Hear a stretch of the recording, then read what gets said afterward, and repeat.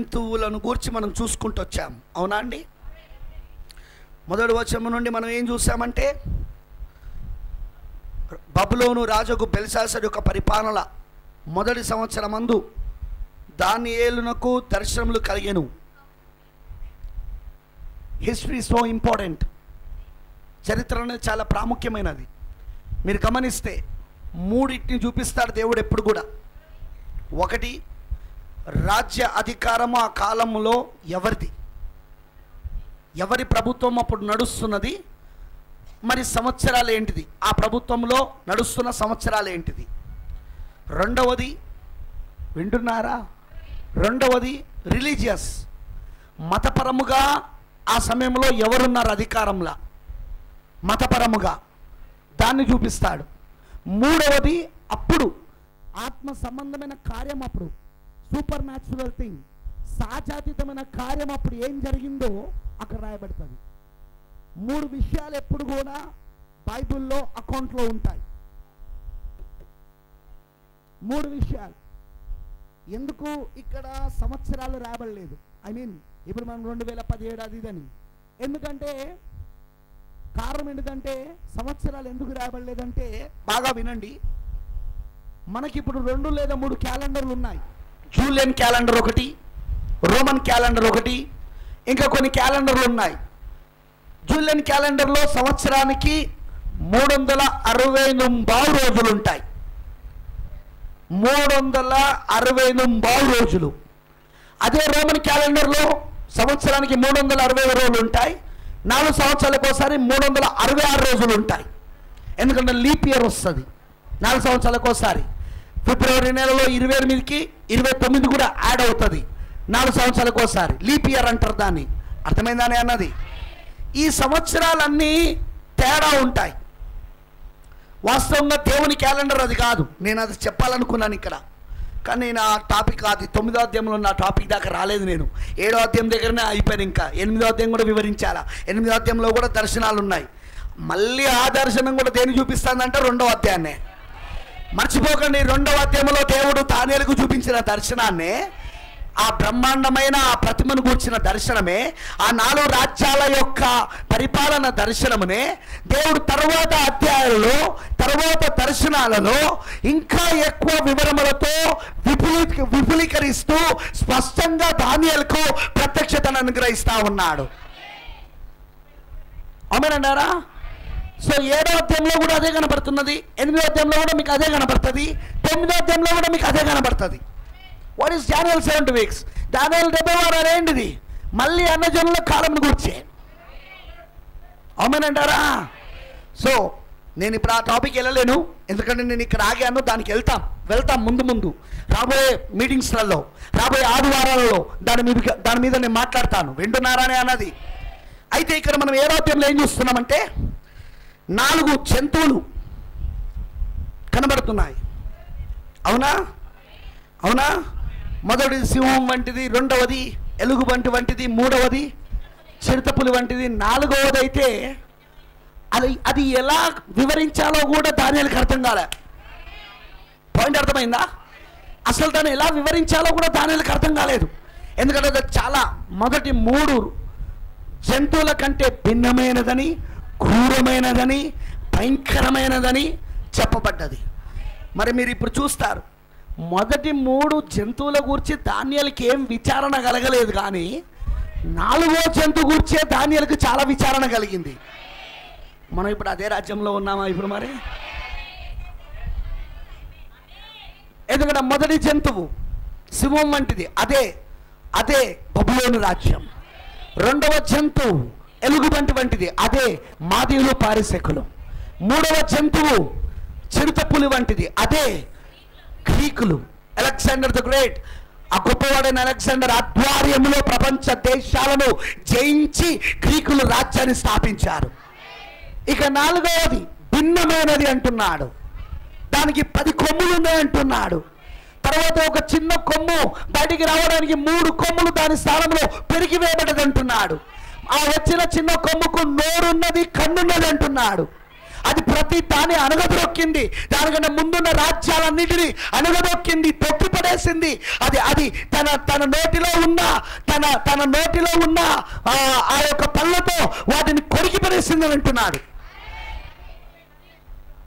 4వ రాజ్యం గురించి మాట్లాడుతున్నాడు. ఇప్పుడు ఈ 4 రాజ్యాలను లేదా ఈ 4 జంతువులను గూర్చిన దర్శన భావాన్ని దేవుడు దానియేలుకి అక్కడ చూపించాడు. కానీ దానియేలుకి అది అర్థం కాలేదు. దానియేలుకి అది అర్థం కాదు కూడా. ఎందుకంటే ఈ మర్మములు దానియేలు కాలంలో బయలుపరచబడే మర్మాలు కావు ఇవి. ఈ మర్మములు ఏ కాలంలో బయలుపరచబడాలని దానియేలు గ్రంథంలోనే రాయబడ్డదంటే అంత్యకాలమే మన కాలమై ఉన్నది. ఓకే, మనం నిలబడి ఉండగా దానియేలు గ్రంథం 7వ అధ్యాయం.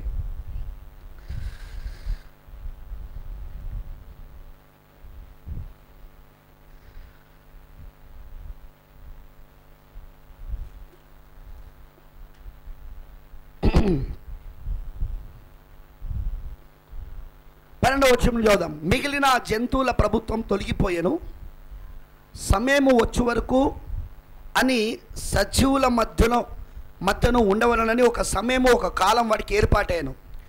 రాత్రి కలిగిన దర్శనం నేను ఇంకా చూచుచుండగా ఆకాశ మేఘారుడై మనిషి కుమారుని పోలిన ఒకడు వచ్చి ఆ మహావృద్ధి గల వాని సన్నిధిలో ప్రవేశించి ఆయన సముఖమునకు తేబడెను. సకల జనములను, రాష్ట్రములను, ఆయా భాషలు మాట్లాడువారును ఆయనను సేవించున్నట్లు ప్రభుత్వమును, మహిమయు, ఆధిపత్యమును ఆయనకి ఇయ్యబడెను. ఆయన ప్రభుత్వం శాశ్వతమైనది, అది ఎన్నటికీ తొలగిపోదు. ఆయన రాజ్యం ఎప్పుడునూ లయము కాదు. నాకు కలిగిన దర్శనములు నన్ను కలవరపరచుచున్నందున దానియేలును నేను నా దేహములో మనోదుఃఖము గలవాడనైతిని. చూసిన వాక్యం చదివినప్పుడు మనకేం జరగాలంటే నిజంగా మన లోపట అది తెలుసుకోవాలనే ఆకలి దాహం కలగాలి. ఆమేన్. నవల చదివినట్టు చదువుడు కాదు, ఏదో పత్రికలు చదివినట్టు చదువుడు కాదు, అది తెలుసుకోవాలన్న కోరిక కలగాల మనకు. దానియేలుకి అదే కలిగింది. ఆయన కలిగిన ఆ దర్శన భావాలు ఏంటో ఆయన తెలుసుకోవాలని కోరిక కలిగి ఉన్నది. అందుకే ఆయనను అవి కలవరపరుస్తున్నాయట. ఆమేన్. ఆయనను కలవరపరుస్తున్నాయట. అప్పుడు 16వ వచనంలో అంటున్నాడు, నేను దగ్గర నిలిచిన వారిలో ఒకని యొద్దకు పోయి, ఇంకా దర్శనంలోనే ఉండి మాట్లాడుతున్నాడు ఈ విషయాలు. నేను దగ్గర నిలిచిన వారిలో ఒకని యొద్దకు పోయి ఇందును గూర్చిన నిజమంతయు నాకు చెప్పమని అడగగా అతడు నాతో మాట్లాడి ఆ సంగతుల భావము నాకు తెలియజేశాను. ఎట్లనగా ఇప్పుడు చెప్తున్నాడు. ఇక ఇంటర్ప్రిటేషన్ స్టార్టెడ్. దానియేలు ఏదైతే ఇక్కడ 3వ వచనము నుండి 4వ వచనం చూసాడు, ఆ 4 జంతువులను గూర్చిన ఆ అర్థాన్ని ఇక్కడ చెప్పడం మొదలుపెట్టాడు 17వ వచనం నుండి. ఎట్లనగా ఈ మహా జంతువులు 4 ఉండి లోకమందు ప్రభుత్వము చేయబోయు 4 రాజులను సూచించుచున్నవి. చూసాం కదా మనం. ఈ మహా జంతువులు 4 రాజులు, 4 రాజ్యాలు. బబులోను రాజ్యము, మాదీయుల పారసీకుల రాజ్యము, గ్రీకుల రాజ్యము మరియు అన్ని రోముల రాజ్యం. ఓకేనా రైట్. ఈ 4 రాజులను సూచించుచున్నవి. అయితే మహోన్నతుని పరిశుద్ధులే రాజ్యాధికారము నొందుదురు. ఎందుకు? దానియేలు చూశాడు. ఏం చూశాడు? 2వ అధ్యాయంలో చేతి పని కాకుండా, చేతి సహాయం లేకుండా పర్వతములో నుండి కోయబడిన ఒక చిన్న రాయి వచ్చి ఆ బ్రహ్మాండమైన ప్రతిమను, ఆ మట్టిని, ఆ ఇనుమును, ఆ ఇత్తడిని, ఆ వెండిని, ఆ బంగారమును, దానిని మొత్తము పగలగొట్టి తుత్తరులుగా చేసి, ఆ తర్వాత ఆ చిన్న రాయి భూలోకమంతా నిండి ఉన్న పర్వతమైంది. అది ఓకేనా? అర్థమైన రామని చెప్పాలా? నాకు అర్థమైందని చెప్పేది. ఇప్పుడు మనం ఆల్రెడీ మధ్యాహ్నం ఏం చూస్తామంటే 7వ అధ్యాయంలో 4 రాజ్యాల యొక్క దర్శనాన్ని, 4 జంతువుల యొక్క దర్శనాన్ని చూశాక ఆయన ఏం చూస్తున్నాడంటే ప్రకటన 10ని చూస్తున్నాడు. చెప్పినాను కదా, ప్రకటన 10 అదే చిన్న రాయి, అదే తల రాయి, అదే చిన్న రాయి అది వచ్చి ఏం చేస్తున్నదంటే ఈ 4వ జీవిని తుత్తినులుగా చేసినట్టు మనకు బైబిల్లో చెప్పబడుతున్నది. అమనంటారా? అమనంటారా? ఎందుకంటే ఆ రాయి మొత్తం తీర్పు తీర్చబోతున్నది. అది ఒకప్పుడు మూలకు రాయి ఉండే, ఇప్పుడు అది తల రాయి అయింది. అది నిషేధించబడిన మూలరాయే తలరాయి అయింది. ఇప్పుడు అది ఆ తలరాయే ప్రకటన 10 ఉన్నది. ఆ తలరాయే ఆ బలిష్ఠుడైన దూతగా దిగొచ్చుడై ఉన్నది, మేఘారుడిగా దిగొచ్చుడై ఉన్నది. సన్నని ఉన్ని పోలిన జుట్టును కలుగుండి. ఎవరు పెట్టుకుంటారండి తలపైన సన్నటి ఉన్ని జుట్టును?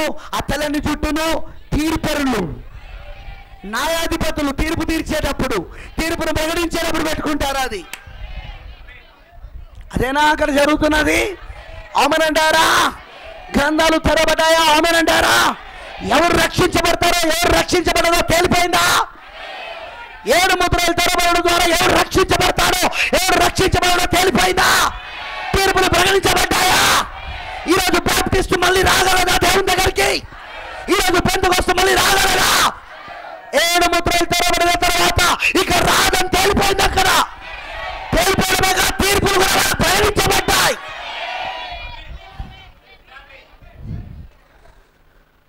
అంతేకాదు బైబిల్ అంటుంది చూడండి, ఇక్కడికి వెళ్ళే ముందు నేను పైన చదువుతాను. నేను మత్తనం చదివింది 11వ వచనంలా, అప్పుడు నేను చూచుచుండగా ఆ కొమ్ము పలుకుచున్న మహాగర్వపు మాటల నిమిత్తం వారు ఆ జంతువును చంపినట్టు కనబడాను.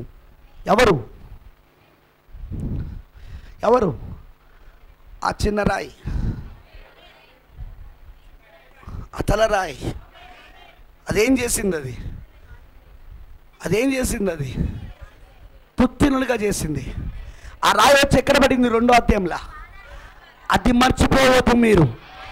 రాయి తలపైన పడలేదు, ఆ బ్రహ్మాండమైన ప్రతిమకు ఎక్కడ పడింది? అది అంటే పాదాల దగ్గరనే ఆ రాయి రావాలా? మరి పాదాలు ఏమై ఉన్నది? కొంత మట్టి, కొంత ఇనుము. మరి ఆ ఇనుమే ఇప్పుడు అన్యరోమే పోపురోమైంది. మరి ఆ మట్టియే ఏంటిది? అది మహావేశ్య నుండి వేరైన ప్రొటెస్టెంట్ సంఘాలు, దాని కుమార్తెలు వేశ్యలు. ఆమెనంటారా? ఇప్పుడు ప్రొటెస్టెంట్ సంఘాలు మరి రోమన్ క్యాథలిక్ ఏకమైపోయి ఈ రాజ్యాన్ని మళ్ళీ పరిపాలిస్తున్నాయా? ఆమెనంటారా? మరి ఆ సమయంలోనే ఏం రావాలి? ఇప్పుడు తలరాయి రావాలా? ఆ సమయంలోనే చేతి సహాయం లేని ఆ పర్వతం రాయి రావాలా? ఆమేన్, ఆమేన్, ఆమేన్. ఆ సమయంలోనే మనుష్య కుమారుడు మేఘారుడై రావాలా? వృద్ధుడిగా రావాలా? పిల్లలు చుట్టూ పోలిన వాడే. What a wonderful. God is opening the 7th chapter to us. దేవుడు ఇప్పుడు 7వ అధ్యాయం తెరుస్తా ఉన్నాడు మనకు. అందుకే బైబిల్ అంటుంది ఇక్కడ 11వ వచనంలో, అప్పుడు నేను చూచుచుండగా కొమ్ము పలుకుచున్న 4వ జంతువుకేనా కొమ్ము వచ్చింది? నేను అవన్నీ చెప్తాను, తొందరపడకండి. ఆ 10 కొమ్ములు ఏంటిది? ఆ తర్వాత 3 కొమ్ములు తీసేబడి చిన్న కొమ్ము ఏంటిది? దీనికి ఎందుకు కన్నున్నది? దీనికి ఎందుకు నోరున్నది? అది ఎందుకు కరువు మాట? అవన్నీ చెప్తాను, వింటారా? Okay okay okay okay. I love the word. నాకు వాక్యం అంటే ఇష్టం. మీలో ఎంతమంది ఇష్టపడుతున్నారు వాక్యం అంటే? You love the word? ఓ, ఇప్పుడు వాక్యం నాకు చరిత్రలాగా కనపడతలేదండి. చరిత్రలో నుండి ఇప్పుడు అది ప్రస్తుత కాలంలో కూడా నెరవేర్పు జరుగుడే నేను చూడగలుగుతున్నాను. I can see it. నేను దాన్ని చూడగలుగుతున్నాను నేను. ఆమేన్, హల్లెలూయా. అప్పుడు నేను చూచుచుండగా కొమ్ము పలుకుచున్న మహాగర్వపు మాటల నిమిత్తం వారు ఆ జంతువును చంపినట్టు కనబడెను. తర్వాత దాని కళేబరమును మండుచున్న అగ్నిలో వేయబడెను. మిగిలిన జంతువుల ప్రభుత్వం తొలగిపోయెను. సమయము వచ్చే వరకు అవి సజీవుల మధ్యను ఉండవలనని ఒక సమయము, ఒక కాలము వాటికి ఏర్పాటాయను. ఆ సమయం వచ్చేదాకా ఏర్పాటు చేయబడ్డది. దానియేలు కాలంలో దానియేలు చెప్తున్నాడు ఆ సమయం వచ్చేదాకా. ఆమేనంటారా? తర్వాత ఇప్పుడు మిగిలిన జంతువుల ప్రభుత్వంతో ఓకే 13వ వచనం. రాత్రి కలిగిన దర్శనములు నేను ఇంకా చూచుచుండగా ఆకాశం మేఘారుడై మనిషి కుమారుని పోలిన ఒకడు వచ్చి ఆ మహావృద్ధుడు అగువాని సన్నిధిన ప్రవేశించి, ఇది ఎక్కడో జరిగిందే, ఇది ఎక్కడో జరిగిందే, సమ్ ప్లేస్ ఎక్కడో. ఇది యోహాను కూడా చూశాడే. ఎక్కడ చూశాడు ఇది? ప్రకటన 5వ అధ్యాయములా. ఏం జరుగుతుంది? సింహాసనం పైన ఒకడు ఆసీనుడై ఉన్నాడా? ఆయన కుడి చేతిలో పుస్తకం ఉన్నదా? 7 ముద్రల పుస్తకం ఉన్నదా? అప్పుడు గొర్రె పిల్ల వచ్చాడా అక్కడికి? మనిషి కుమారుడు వచ్చాడా అక్కడికి? ఆమేన్. ఎందుకు వస్తున్నాడు? ఎందుకు అంటే తన రాజ్యాన్ని స్థాపించడానికి. ఆమేన్, హల్లెలూయా. ఈ 4 రాజ్యాల తర్వాత తన రాజ్యాన్ని స్థాపించబోతున్నాడు. ఇక అది శాశ్వతమైన రాజ్యమే ఉండబోతున్నది. యుగ యుగములు దానిలోని పరిశుద్ధులు ఏలబోతున్నారు. అందుకే అంటున్నాడు, రాత్రి కలిగిన దర్శనం నేను ఇంకా చూచుచుండగా ఆకాశం మేఘారుడై మనిషి కుమారుని పోలిన ఒకడు వచ్చి ఆ మహావృద్ధుడగు వాని సన్నిధిని ప్రవేశించి ఆయన సముఖమునకు తేబడెను. సకల జనులను రాష్ట్రములను ఆయా భాషలు మాట్లాడేవారును ఆయనను సేవించినట్లు ప్రభుత్వమును మహిమయు ఆధిపత్యమును ఆయనకి ఇయ్యబడెను. ఆయన ప్రభుత్వము శాశ్వతమైనది, అది ఎన్నటికి తొలగిపోదు. ఆయన రాజ్యం ఎప్పుడునూ లయము కాదు. చేతి సహాయము లేకుండా వచ్చిన పర్వతంలో నుండి కోయబడి వచ్చిన రాయి, శాశ్వతమైన రాజ్యం అదే. ఆమేనంటారా? 15వ వచనం. నాకు కలిగిన దర్శనం నన్ను కలవపరుచుందన్న దానియేలు నేను నా దేహములో మనోదుఃఖము గలవాడనైతిని. నేను దగ్గర నిలిచిన వారిలో ఒకని యొద్దకు పోయి ఇందును గూర్చిన నిజమంతయు నాకు చెప్పమని అడగగా అతడు నాతో మాట్లాడి ఆ సంగతుల భావమును నాకు తెలియజేశాను. ఎట్లనగా ఈ మహా జంతువులు 4 ఉండి లోకమందు ప్రభుత్వము చేయబోవు 4 రాజులను సూచించుచున్నవి. అయితే మహోన్నతుని పరిశుద్ధులే. ఈ 4 రాజ్యాల తర్వాత అసలైనది ఉన్నది, అసలైన రాజ్యం వస్తుంది. ఈ 4 రాజ్యాల తర్వాత అది ఏంటిది అంటే మహోన్నతుని పరిశుద్ధులే రాజ్యాధికారము నొందుదురు. మనం రాజ్యాధికారం నొందుకోబోతున్నామా? రాజులుగా మనం ఈ భూమిపై ఉండబోతున్నామా? అందుకే బైబిల్ ఏమంటుంది? ఆయన మనని తండ్రి అయిన దేవునికి ఒక రాజులుగాను యాజకులుగాను చేశాడు. అందుకే మనకు పేతురు ఏమంటున్నాడు? మనము రాజులైన యాజక సమూహం అంటున్నాడు ఆయన. Are we the kings and princes? మనం నిజంగా రాజులము యాజకులమేనా? ఆ మహోన్నతుని ఒక రాజ్యాధికారం పొందుకునే వాళ్ళమేనా?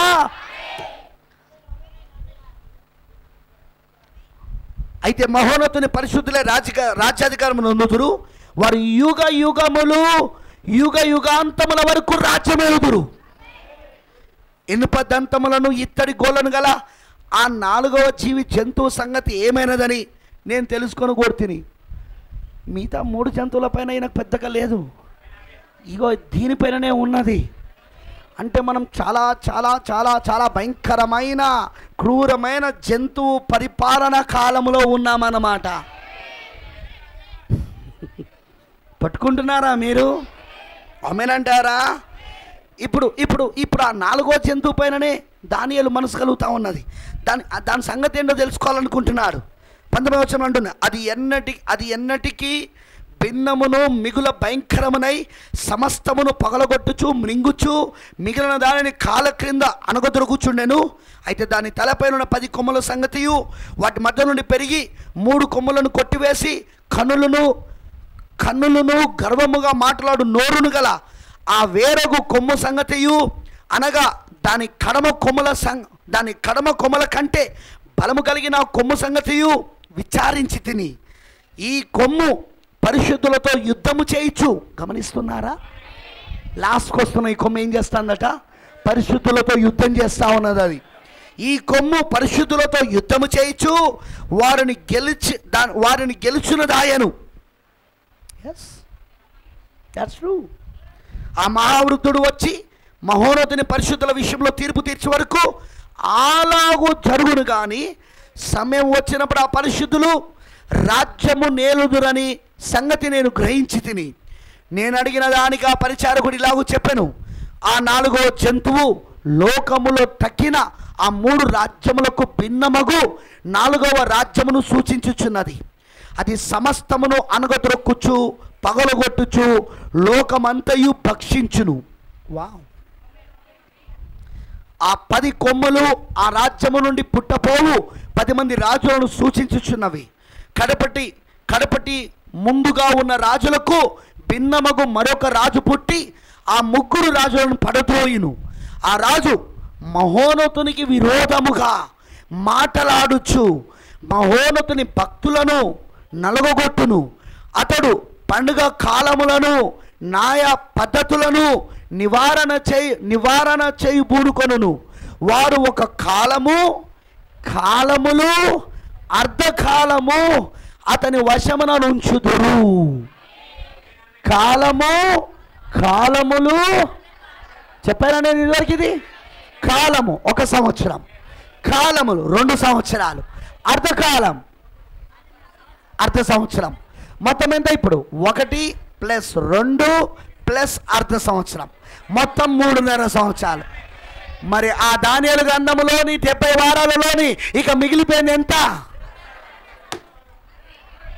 ఇప్పుడు ఎవరి గురించి మాట్లాడుతున్నాడు అర్థమవుతుందా? ఆ చిన్న కొమ్ము ఎవరో మీకు అర్థమవుతా ఉన్నదా? పరిశుద్ధులతో యుద్ధం చేసి గెలుస్తాడా? 3.5 సంవత్సరాల కాలంలో ముగ్గురుతో యుద్ధం చేస్తాడు. 1 ఆ 2 ప్రవక్తలు ఎవరు? ప్రకటన 11లో వస్తున్న మోషే, ఏలియాలు. వాళ్ళని గెలుస్తాడా లేడా? 2వది ఆ 1,44,000 మంది. ఆ ఏలియా మోషే ద్వారా బయటికి పిలువబడిన యూదుల్లోని ప్రతి గోత్రంలో నుండి 12,000 అలా 12 గోత్రాలను తీస్తే 1,44,000 మంది. వాళ్ళని కూడా గెలుస్తాడా లేదా?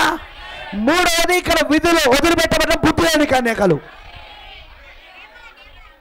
గెలుస్తాడా లేదా? కాలములు అర్ధకాలం. కాలం అంటే 1 సంవత్సరం, కాలములు అంటే 2 సంవత్సరాలు, అర్ధకాలం అంటే అర్ధ సంవత్సరం. మొత్తం కలిపితే ఎంత అంటే 3.5 సంవత్సరాలు. అదే దానియేలు 70 వారములో చివరి అర్ధవారం మిగిలిపోయిన కాలం అది. ఎందుకంటే మనకు తెలుసు ఆల్రెడీ 69.5 వారాలు అయిపోయాయని. అవునంటారా? ఇక వాళ్ళకి మిగిలిపోయింది 3.5 సంవత్సరాలే. అర్ధవారమే మిగిలిపోయింది వాళ్ళకి. ఇక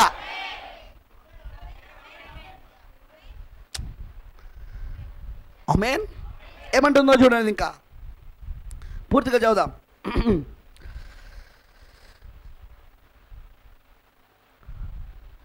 20వ వచనం, అతని అధికారము నశింపజేయుటకును నిర్మూలం చేయుటకును తీర్పు విధింపబడెను గనుక అది కొట్టివేయబడెను. ఆకాశమంతటి క్రిందనున్న రాజ్యమును అధికారమును రాజ్యమాత్యమును మహోన్నతుని పరిశుద్ధులకు చెందును. ఆయన రాజ్యము నిత్యము నిలుచును. అధికారులందరూ దానికి దాసులై విధేయులగుదురు. ఇంతలో సంగతి సమాప్తమాయనని చెప్పెను. దానియేలును నేను విని మనస్సునందు అధికమైన కలత గలవాడనైతిని. అందుచేత నా ముఖము వికారమాయెను. అయితే ఆ సంగతి నా మనసులో ఉంచుకుంటుని. పాపం దానియేలుకి దర్శనాలు చెప్పబడుతున్నాయి, భావాలు చెప్పబడుతున్నాయి, కానీ అది అర్థం కావట్లేదు. ఎందుకు అర్థం కావట్లేదు? ఒక వచనం చదివి ముగిద్దాం. వాక్యానికి వెళ్దాం కొద్దిసేపు. దానియేలు గ్రంథం చివరిగా అన్ని దర్శనాలు అయిపోయినాక లాస్ట్ అండ్ ఫైనల్గా అదే 12వ అధ్యాయం లాస్ట్ అండ్ ఫైనల్ చివరి అధ్యాయానికి వచ్చేద్దాం.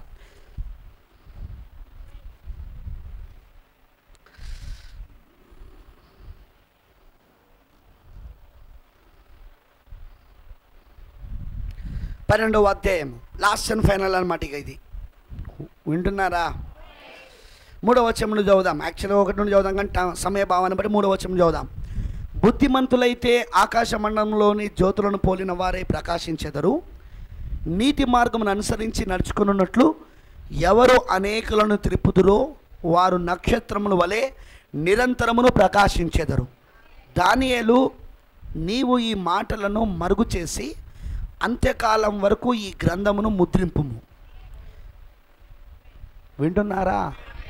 దానియేలు, నువ్వు ఈ మాటలను మరుగు చేసి అంత్యకాలం వరకు ఈ గ్రంథమును ముద్రింపుము. చాలామంది నలుదిశలు సంచరించినందున తెలివి అధికమగునని నాతో మాటలాడు గాబ్రియేలు నాతోడు చెప్పెను. ఇది తెలుసా, బైబిల్ అంతటిలో మొట్టమొదటిసారిగా గాబ్రియేలు అనే ఆ దూతను గూర్చి రాయబడింది దానియేలు గ్రంథంలోనే. లేకపోతే మనకు అసలు ఆ దూత పేరు గాబ్రియేలు అన్న సంగతి మనకెవరికి తెలిసి ఉండేది కాదు. గాబ్రియేలు దూత సంగతి అది మొదటిసారి బైబిల్ అంతట్లో మొట్టమొదటిసారి గాబ్రియేలు దూతను గూర్చి, గాబ్రియేలు అనే పేరు కలిగిన ఒక దూత ఉన్నాడన్న సంగతి ఈ దానియేలు గ్రంథంలోనే రాయబడ్డది. దెన్ ఆఫ్టర్వర్డ్స్ తర్వాత మనం చూస్తూ ఉంటాం, మన కొత్త నిబంధనలో కూడా గాబ్రియేలు దూత మనకు ప్రత్యక్షమవుట మనం చూస్తూ ఉంటాం. అక్కడ అవునంటారా, జకరియాకు ప్రత్యక్షమయ్యాడు గాబ్రియేలు దూత. అలానే యేసు తల్లిగా ఉన్న మరియకు ప్రత్యక్షమయ్యాడు. తర్వాత యోసేపుకు ప్రత్యక్షమయ్యాడు. అవునంటారా, ఇలా మనం చూస్తూ ఉన్నాం తర్వాత గాబ్రియేలు గురించి. కానీ అసలు గాబ్రియేలు అనే ఒక దూత ఉన్నాడన్న సంగతి మనకు దానియేలు గ్రంథంలోనే తెలుస్తుంది. అంతకుముందు దాకా అసలు మీరు బైబిల్ చదవండి, మీరు అంతకుముందు దాకా ఏ గ్రంథంలో గాబ్రియేలు గురించి లేదు. బైబిల్లో దూతలు ఉన్నారు కానీ వాళ్ళ పేరు గాబ్రియేలు అనే సంగతి తెలియదు. ఆ దూత పేరు గాబ్రియేలు అనే సంగతి తెలియదు. అవునంటారా, అంటే ఆ దూతలలో గాబ్రియేలు అనే ఒక దూత ఉన్నాడన్న సంగతి మనకు దానియేలు గ్రంథం చదివితేనే అర్థమవుతుంది. లెట్స్ ప్రే, ప్రార్థన చేసుకుందాం. మహోన్నతుడా, సర్వోన్నతుడా, నీకు స్తోత్రములు తండ్రి. ఓ ప్రభువా, నీ దివ్యమైన అమూల్యమైన మాటలతో మా హృదయాలను నింపుతున్నందుకు స్తోత్రాలు. మాకున్న నిరీక్షణ ఇది ఒక్కటే ప్రభువా. భూమిపైన మేము ఎన్ని దినములు బ్రతుకుతామో మాకు తెలియదు, ఇంకా ఎన్ని దినములు మేము ఉంటామో మాకు తెలియదు. కానీ మా నిరీక్షణ అంతా నీ వాక్యమే ప్రభువా. మాకు ఈ కాలంలో ఇచ్చిన వాగ్దానమే ప్రభువా. మా నిరీక్షణ, మా విశ్వాసం ఆధారపడింది అదే ఎత్తబడుటై ఉన్నది, అదే కొనిపోబడుటై ఉన్నది, అదే నీ రెండవ రాకడై ఉన్నది ప్రభువా. ఆ నిరీక్షణతోనే మేము ఇక్కడ భూమిపైన బ్రతుకుతున్నాం దేవా. అందుకే అవన్నీ నువ్వు మాకు బయలుపరుస్తున్నందుకు స్తోత్రాలు ప్రభువా. మాకు నీ అభిషేకమును దయచేయి, ఈ గూఢమైన సంగతులను మేము గ్రహించే మనసును దయచేయి, మేము అనేక విషయాలను గ్రహించినట్లుగా సహాయము చేయి. నీ రహస్యాలను, నీ యొక్క మర్మములను మేము తెలుసుకొని మేము నీ భార్యగా ఉన్నామని, మేము నీ యొక్క ప్రియమైన రాణిగా ఉన్నామని, దీని వలన మేము గుర్తెరిగి మేము సిద్ధపడే భాగ్యము దయచే దేవా. రాణిగా మేము సిద్ధపడే కృపనివ్వమని ఇదిగో సమస్తము నీకు సమర్పిస్తూ ఆటంకపరచాలని చూస్తున్న దురాత్మ శక్తులను, దయ్యపు శక్తులను, క్రీస్తు విరోధి ఆత్మలను ప్రభువైన యేసుక్రీస్తు నామములో నాశన దినం వరకు పాతాళంలో బంధిస్తున్నాం. నీవే ప్రభువా, నీ ఆత్మ ద్వారా మాకు ఇంకను ఈ విషయాలను బయలుపరచమని నీకు అప్పగించుకుంటూ యేసుక్రీస్తు నామములో ప్రార్థిస్తున్నాను. ఆమేన్, ఆమేన్. దయచేసి కూర్చోనండి, ప్లీజ్ బి సిట్ డౌన్.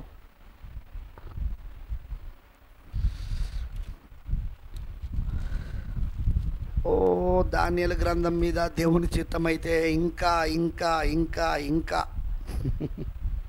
ముందుకు వెళ్ళాలని నేను కోరుతున్నాను. లార్డ్ విల్లింగ్, ప్రభు చిత్తం అయితే ఇంకా, ఎందుకంటే మనము అద్భుతమైన సమయంలో ఉన్నామండి. విచిత్రం ఏంటంటే దానియేలు ఈ మర్మములన్నీ కూడా దర్శనంలో చూశాడు, ఓకేనా. అలానే ప్రకటన గ్రంథం రాసిన యోహాను కూడా చూశాడు 22 అధ్యాయాల మర్మములను. కానీ ఇద్దరికీ వాటి అర్థాలు బయలుపరచబడలేదు. మీకు అర్థమైందా నేను చెప్పింది? దానియేలు గ్రంథంలో ఉన్న మర్మములను దానియేలు దర్శనంలో చూసి రాశాడు, కానీ దాని మర్మములు ఏమిటో ఆయనకు తెలియలేదు, దాని అర్థాలు ఏమిటో ఆయనకు అర్థం కాలేదు. దేవుని ఆత్మ ఆయనకు ఆ మర్మములను బయలుపరచలేదు. అదే సమయంలో ప్రకటన గ్రంథం క్రీస్తు శకం 95-96 సంవత్సరంలో పద్మాసు దీపంలో యోహాను ఉన్నప్పుడు ప్రకటన గ్రంథం రాశాడు 22 అధ్యాయాలు. కానీ ప్రకటన గ్రంథం మర్మములు కూడా యోహానికి అవి బయలుపరచబడలేదు. పాయింట్ పట్టుకుంటున్నారా మీరు? మరి ఇవన్నీ ఎప్పుడు బ్రదర్ బయలుపరచబడుతున్నాయి? మనము నివసిస్తున్న ఈ అంత్యకాలములో దేవుడి మర్మములన్నీ బయలుపరుస్తున్నాడు. అంటే అర్థం ఏంటంటే మనం ఎంత ధన్యులమై ఉన్నాం ఇప్పుడు. డూ యు నో, మీకు తెలుసా, నేను ఈ మాట అంటున్నందుకు మీరు అభ్యంతరపడకండి. మీకు తెలుసా, ఇప్పుడు ఈ మర్మములు మనము దానియేలుకి ఇవ్వాలి. ఈ మర్మములను దర్శనాల్లో చూసింది ఆయనే కావచ్చు, కానీ వాటి అర్థాలు ఏమిటో ఆయనకు తెలియక, నేనెంతో చింతిస్తున్నాను, ఎంతో దుఃఖిస్తున్నాను అని అంటున్నాడా లేదా? నాకు అవి అర్థం కావట్లేదు అంటున్నాడా లేదా? వాటిని నేను గ్రహింపలేకపోతున్నాను అంటున్నాడా లేదా? ఇప్పుడు దానియేలుకు మనం ఇవ్వాలి అది.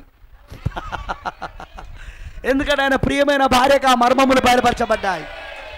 7వ దూత పరిచర్యనే మర్మములు బయలుపరిచే పరిచర్య. యోహాను దర్శనాలు చూశాడు, అన్నిటినీ దేవుడు సింబలిక్ రూపంలో, గుర్తుల రూపంలో చూపించాడు. ప్రకటన గ్రంథం అంతా గుర్తుల రూపంలోనే ఉన్నదా? అవునా కాదా? 7 దీపస్తంభాలు అంటున్నాడు. 7 దీపస్తంభాలు ఏంటో యోహాను తెలియదు. 7 దీపస్తంభాలు అది 7 సంఘకాలాలై ఉన్నవని. అవునంటారా? 7 దీపస్తంభాలు అంటున్నాడు. ఎర్రని మహాగడ సర్పం అంటున్నాడు, క్రూరముఖం అంటున్నాడు, భూమిలో నుండి మరొక క్రూరముఖం బయటకు వచ్చింది అంటున్నాడు. అంటున్నాడా లేదా? ఆమేనంటారా? ఆమేన్. 10 తలలను 7 కొమ్ములు కలిగిన క్రూరముఖం అంటున్నాడు. ఆమేనంటారా? హల్లెలూయా. మరి సూర్యుని ధరించుకున్న స్త్రీ కనబడుతున్నది అంటున్నాడు. ఇలాంటి అన్నీ ఆయనకు ఎలా చూపించబడ్డాయి అంటే సింబాలిక్, గుర్తుల రూపంలో చూపించబడ్డాయి. కానీ ఆ గుర్తుల యొక్క అర్థాలు ఎవరి కాలంలో బయలుపరచబడ్డాయంటే 7వ దూత పలుకు దినములలో బయలుపరచబడ్డది. ఎందుకంటే ప్రకటన 10వ అధ్యాయం 7వ వచనం ప్రకారముగా 7వ దూత పలుకు దినములలో ఇవన్నీ బయలుపరచబడవలసి ఉన్నది. ఇది కాబట్టి ఇప్పుడు యోహానికి తాను రాసిన పుస్తకం యొక్క మర్మములను మనమే ఇప్పుడు ఇవ్వాల్సి వస్తుంది.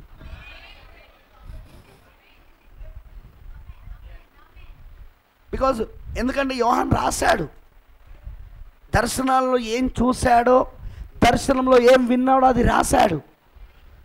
దానియేలు కూడా ఏం విన్నాడో, దర్శనంలో ఏం చూశాడో రాశాడు. కానీ వాటి అర్థాలు తెలియదు వాళ్ళకు.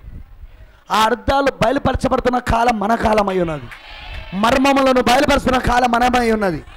ఎందుకంటే ఆయన ప్రియమైన భార్య, క్రీస్తు ఒక ప్రియమైన భార్య ఎవరంటే మనమై ఉన్నాం ఇప్పుడు. అవునంటారా? మరి ఇక్కడ 12వ అధ్యాయంలో కూడా అదే చూస్తున్నాం. ఏమంటున్నాడు అక్కడ? దానియేలు, నువ్వు ఈ మాటలను మరుగు చేసి అంత్యకాలం వరకు ఈ గ్రంథమును ముద్రింపుము. ఆమేన్, ఆమేన్, ఆమేన్. చూడండి 4వ వచనం ఇంగ్లీష్లో చదువుతున్నాను నేను. 12th chapter, Daniel 12 and 4th verse. But thou, O Daniel, shut up the words, seal the book, even to the end, even to the time of the end. మాట పట్టుకున్నారా మీరు? Time of the end. అవునంటారా? Time of the end. Many shall run to and fro, and knowledge shall be increased. ఓ సూచన ఇస్తున్నాడు ఏ కాలంలో ఇవి బయలుపరచబడతాయో. అవునంటారా? దానియేలు, ఈ గ్రంథములో ఉన్న సంగతులను మరుగు చేయి. ఇది అంత్యకాలము వరకు ముద్రించబడ్డది గ్రంథం. ఆమేన్, ఆమేన్, ఆమేన్. ఇవి అంత్యకాలంలోనే తెరవబడతాయి. ఇవి నువ్వు చూస్తున్నావు కరెక్టే, దర్శనాలు నువ్వు చూస్తున్నావు కరెక్టే అవన్నీ, కానీ ఇవి అంత్యకాలంలో మాత్రమే బయలుపరచబడతాయి. గ్లోరీ. ఇప్పుడు చెప్పండి, మనం దానియేలు కాలంలోనో యోహాను కాలంలోనో పుడితే బాగుంటుందా, లేక ఇప్పుడు 7వ దూత పలుకు దినములలో పుడితే బాగుంటుందా? ఆమేన్, ఆమేన్, ఆమేన్. 7వ దూత పలుకు దినములలో పుట్టినందుకు నేను ఆనందిస్తా ఉన్నా నేను. ఎందుకంటే దేవుడు తన మర్మములన్నీ సమాప్తము చేసిన కాలమై ఉన్నది. దేవుడు తన యొక్క రహస్యాలన్నీ బయలుపరిచిన కాలమై ఉన్నది. దేవుడు తన గ్రంథమును తెరిచిన కాలమై ఉన్నది. ఇది గ్లోరీ, హల్లెలూయా.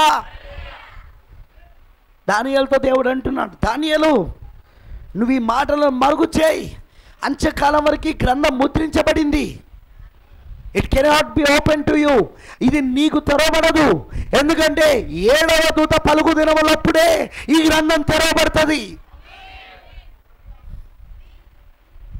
అందుకే 1960లో ఎప్పుడైతే జాన్ ఎఫ్ కెనడీ అమెరికా దేశానికి అధ్యక్షుడయ్యాడో, ప్రవక్త అంతకుముందు చెప్పిన ప్రవచనం ప్రకారముగా ఈ దేశానికి స్త్రీల ఓట్ల ద్వారా రోమన్ క్యాథలిక్ సంబంధించిన వ్యక్తి అధ్యక్షుడు అవుతాడని జాన్ ఎఫ్ కెనడీ గురించి ముందుగానే ప్రవక్త అంతకుముందు సంవత్సరాల్లో ప్రవచించిన దాని ప్రకారముగా ఎప్పుడైతే జాన్ ఎఫ్ కెనడీ ఆ ప్రవచనం ప్రకారముగా అధ్యక్షుడయ్యాడు అమెరికా దేశానికి, అప్పుడు పరిశుద్ధాత్మ ప్రవక్తకు ఇక ప్రకటన గ్రంథమును తెరవడం మొదలుపెట్టాడు. యేసుక్రీస్తు ఒక ప్రత్యక్షత అనే అంశం మీద మొదటి 3 అధ్యాయాలు, ప్రకటన గ్రంథంలోని మొదటి 3 అధ్యాయాలు బోధించడం మొదలుపెట్టాడు. దేవుడు వాటిని 7 సంఘ కాలాలను దేవుడు ఆయనకు బయలుపరచడం మొదలుపెట్టాడు. ఆ తర్వాత దానియేలు 70 వారాలు అనే అంశం మీద ఆయన 3 మెసేజ్లు ఇవ్వడం మొదలుపెట్టాడు. ఆయన అమనంటారా? దానియేలు గ్రంథాన్ని దేవుడు తెరవడం మొదలుపెట్టాడు. ప్రకటన 4వ అధ్యాయం 5వ అధ్యాయం మీద బోధించడం మొదలుపెట్టాడు. ఆ తర్వాత 1963లో బలిష్టం దూత దిగి వచ్చినప్పుడు ఆ పుస్తకం తెరవబడి, ఆ ముద్రల పుస్తకం పగలగొట్టబడి తెరవబడి అది 7వ దూతకి ఇచ్చినప్పుడు అప్పుడు బైబిల్లోని సమస్త మర్మములు బయటికి రావడం మొదలైందిగా. ఆమేన్. దానియేలుతో చెప్పిన ప్రవచనం 1960 నుండి మొదలైంది. దానియేలు ఈ సంగతులను మరుగు చేయి, ఇది అంత్యకాలం వరకు ముద్రించబడింది. అంటే ఇంకో మాటలో చెప్పాలంటే అంత్యకాలములో ఈ గ్రంథం తెరవబడుతుంది, ఈ ముద్ర తెరవబడుతుంది, ఈ ముద్రలు తెరవబడతాయి. అప్పటి వరకు ఇది నీకు అర్థం కాదు. అందులోనియే దానియేలుకు దేవుడు చూపిస్తున్నాడు దర్శనంలో. ఆ గ్రంథంలోనియే, ఆ ముద్రించబడిన గ్రంథంలోనియే దానియేలుకు దర్శనంలో చూపిస్తున్నాడు. పట్టుకుంటున్నారా మీరు? యోహాను కూడా చూపించాడు ప్రకటనలో. ఆమేనంటారా? కానీ అది వాళ్ళకు అర్థము చెప్పబడలేదు. ఎందుకు? 7వ దూత ఉండాల రంగం పైన. ప్రకటన 10:7 ప్రకారముగా 7వ దూత పలుకు దినాలలో ఆ ముద్రలు తెరవబడాలి, ఆ గ్రంథము తెరవబడాలి, ముద్రించబడిన గ్రంథము తెరవబడాలి.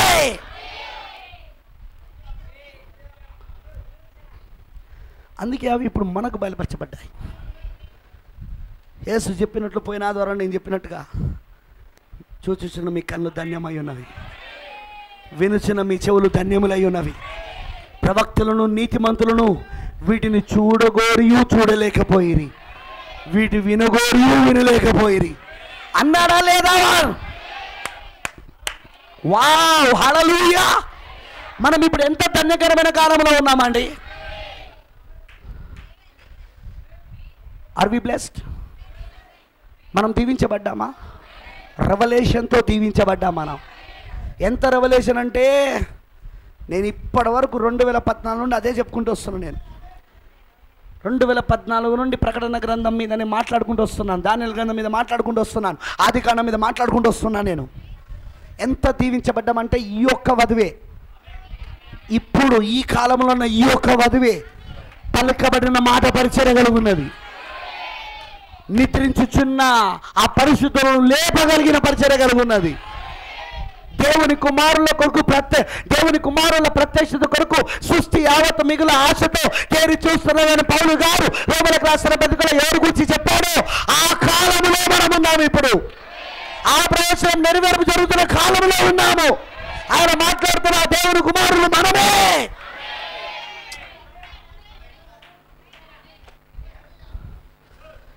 మొదటి మీటింగ్లో నేను చెప్పినట్టుగా ఆ ఉరుముల శబ్దం, దట్ 7 థండర్స్, ఆ 7 ఉరుముల యొక్క వర్తమానం ఈరోజు వధువుకి పునరుద్ధానపు శక్తిని ఇస్తున్నది.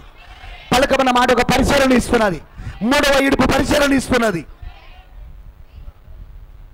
బ్రదర్, నీ పునరుద్ధానం ఇప్పుడు నీలోనే ఉన్నది, నీ ర్యాప్చర్ ఇప్పుడు నీలోనే ఉన్నది, నీ ఎత్తబడుట ఇప్పుడు నీలోనే ఉన్నది,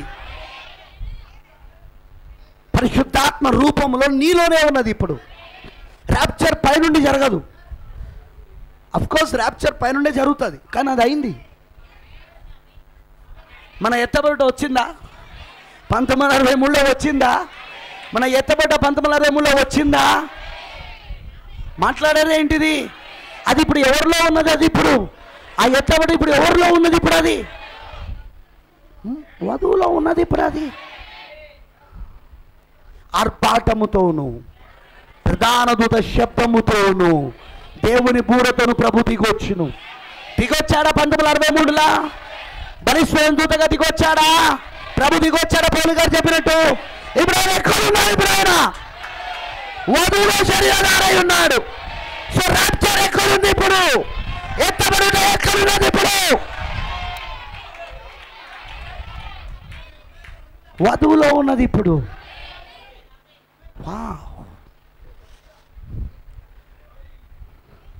జాగ్రత్తగా వినండి.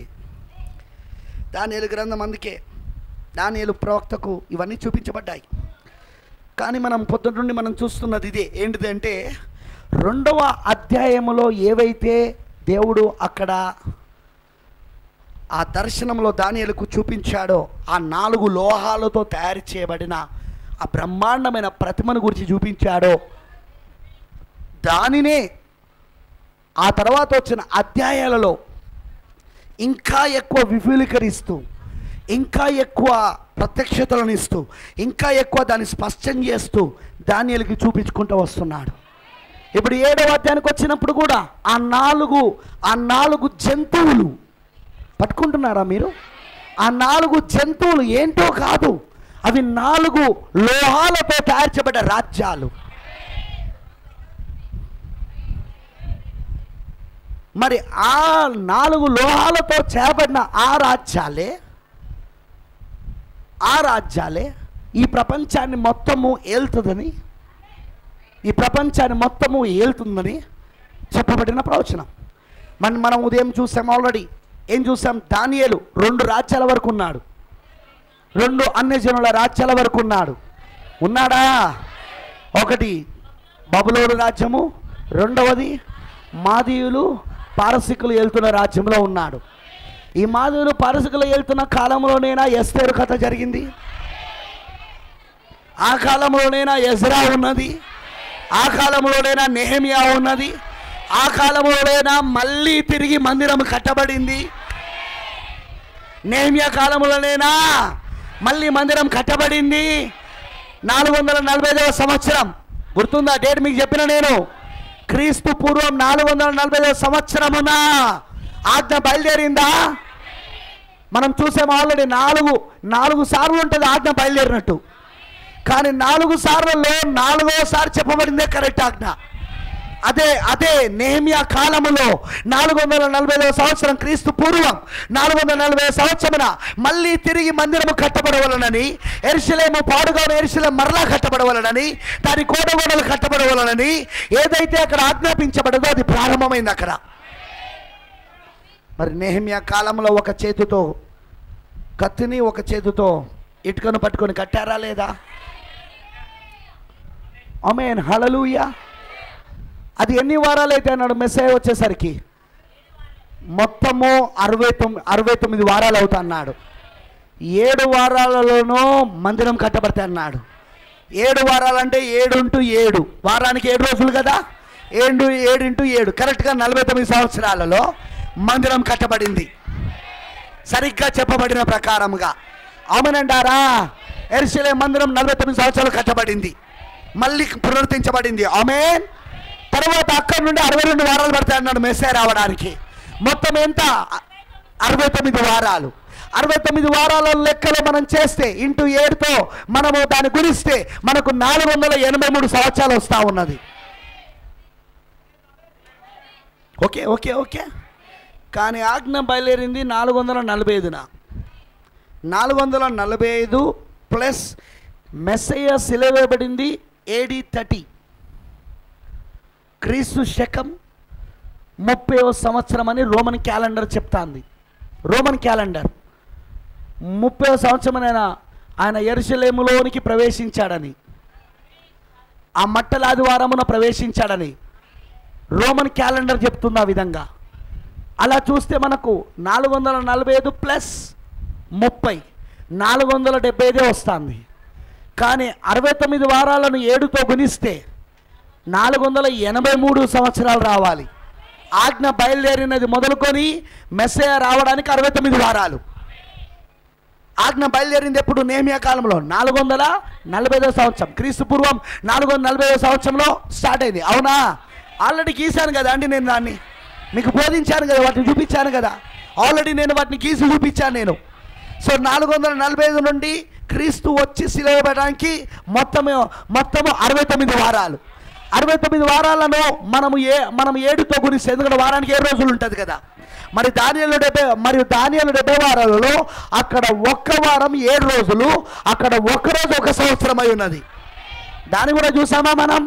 దేవుడు ఎక్కడైనా 1 రోజును 1 సంవత్సరంతో చూపించినట్టు ఉందా? ఎందుకంటే కొత్త నిబంధనలో దేవునికి 1 రోజు 1000 సంవత్సరాలు, పేతురు రాసిన పత్రిక ప్రకారంగా. కానీ పాత నిబంధనలో ఎక్కడైనా 1 రోజు 1 సంవత్సరంగా ఉందా? చూసాం, ఉన్నది. లేదా మనం చూడలేదా? మనం ఆల్రెడీ ఆ ప్రవచనాలు మనం గమనించలేదా? మనం దేవుడు 1 రోజును 1 సంవత్సరముగా పరిగణించిన లేఖనాలు మనం చూసాం అక్కడ. అందుకే దానియేలు 70 వారాలలో అక్కడ 1 రోజు 1 సంవత్సరం కింద లెక్క వస్తున్నది. సో 69 వారాలంటే అక్కడ 69 రోజులు, 69 ఇంటూ 7, వారానికి 7 రోజులు కదా. 69 ఇంటూ 7 ఎంత అవుతున్నది? 483 రోజులు అంటే 483 సంవత్సరాలు. ఎందుకంటే 1 రోజు 1 సంవత్సరం అయి ఉన్నది అక్కడ. కానీ లెక్క మనకి ఏమొస్తుందంటే 483 సంవత్సరాలు వస్తలేదు లెక్క, 475 సంవత్సరాలు వస్తుంది. 8 సంవత్సరాలు మనకు మిస్ అవుతుంది. 483 నుండి 470 తీసేస్తే ఎంత? 8 years, 8 సంవత్సరాలు. 8 సంవత్సరాలు మనకు తేడా వస్తుంది. అది ఎందుకో నేను చెప్తా. అది ఎందుకు తేడా వచ్చిందో చెప్తా. అక్కడ చాలా పెద్ద మర్మం ఉన్నది. ప్రవక్త చెప్పాడు, 3వ మెసేజ్లో చెప్పాడు. దానియేలు 70వ వారంలో చెప్పాడు ఆ మర్మాన్ని. 3వ మెసేజ్ పేరేం పేరండి? దానియేలు 70th వీక్, 70వ వారం. 70 వారాలు కాదు, 70వ వారం. అందులో చెప్పాడు ప్రవక్త మర్మాన్ని. నేను దాన్ని చదువుతూ చెప్తాను మీకు, నేను దాన్ని చదివిస్తాను కూడా ప్రవక్త ఏం చెప్పాడు. ఎందుకంటే మీకు ఇంకా క్లారిటీ ఉండడానికి. వింటున్నారా? ఆ 8 సంవత్సరాలు ఎక్కడ మిస్ అయిందో చెప్తాను. ప్రవక్త నిజంగా ప్రవక్తనండి, దట్స్ ట్రూ. నిజంగా ప్రవక్తనే. దేవుని వాక్యమును బయలుపరచబగలిగిన అధికారం దేవుడు ప్రవక్తలకు తప్ప ఇంకెవరికి ఇవ్వలేదుగా. ఎంతమంది దానియేలు 70 వారాలను గురించి పుస్తకాలు రాశారో తెలుసా? ప్రవక్త రాకమునుపు పాపం వాళ్ళు ఎంతో రాసి, వాళ్ళు లెక్కలేసి ఈ సంవత్సరం యేసుప్రభు వస్తాడు, ఈ సంవత్సరం యేసుప్రభు వస్తాడని వాళ్ళు చాలా ప్రయత్నించారు. వాళ్ళ లెక్కలన్నీ తప్పిపోయినాయి చరిత్రలో. వింటున్నారా? సెవెంత్ డే అడ్వెంటిస్టులు 1919లో ప్రభు వస్తాడని చెప్పారు. అందరు రెక్కలు కూడా తయారు చేసుకొని ఉన్నారు. ఆ రోజున ప్రభు రాలేదు. That's true. తప్పిపోయింది వాళ్ళ లెక్క. సెవెంత్ డే అడ్వెంటిస్టుల లెక్క తప్పిపోయింది. యెహోవా సాక్షుల లెక్క తప్పిపోయింది. చర్చ్ ఆఫ్ క్రైస్టులు వాళ్ళు కూడా దానియేలు 70 వారాలు తీసుకుని లెక్కలేశారు. లెక్కలేసి పలానా సంవత్సరంలో ప్రభు వస్తాడన్నాడు. రాలా.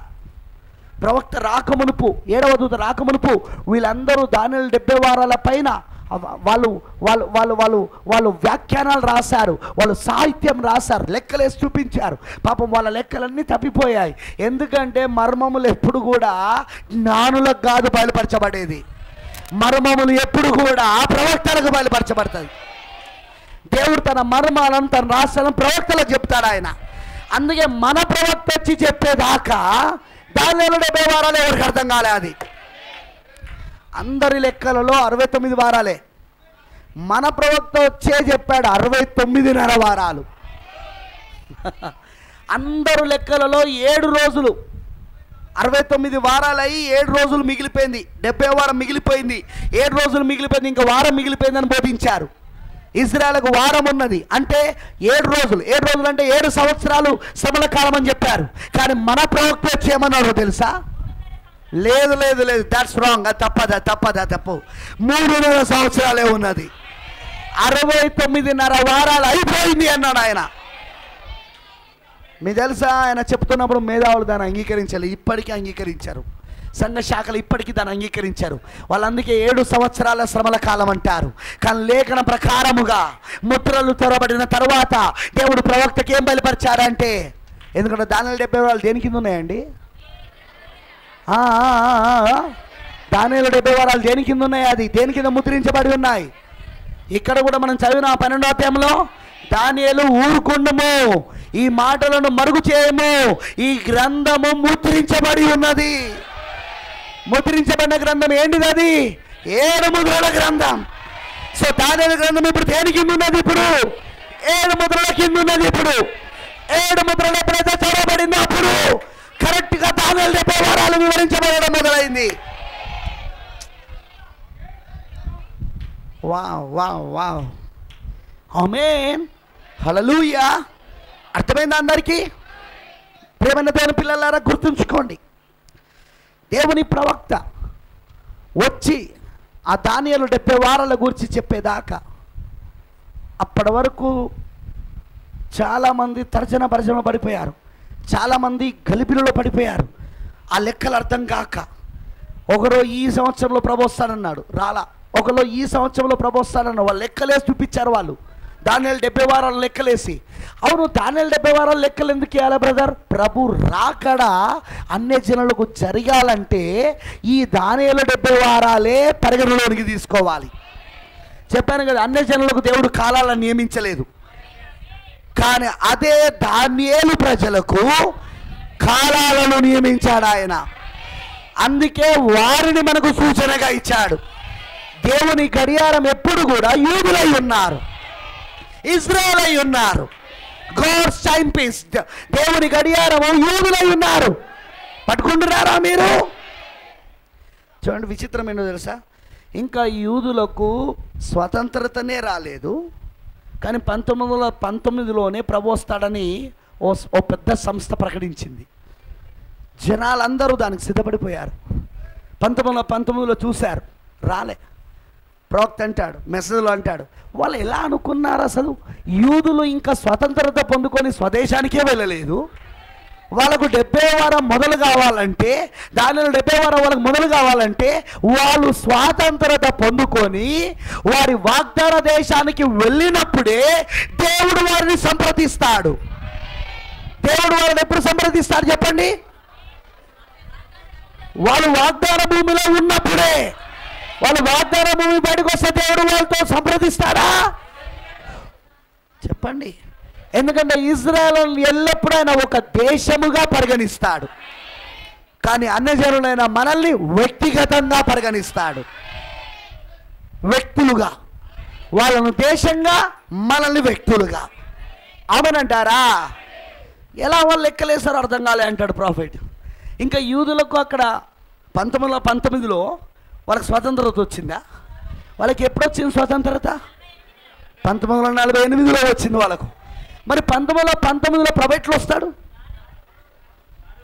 యూదులు వాళ్ళ స్వదేశంలో లేకుండా చూసినావా ఆ మేధావులు ఎక్కడ తప్పిపోయారో అంటున్నాడు ప్రవక్త.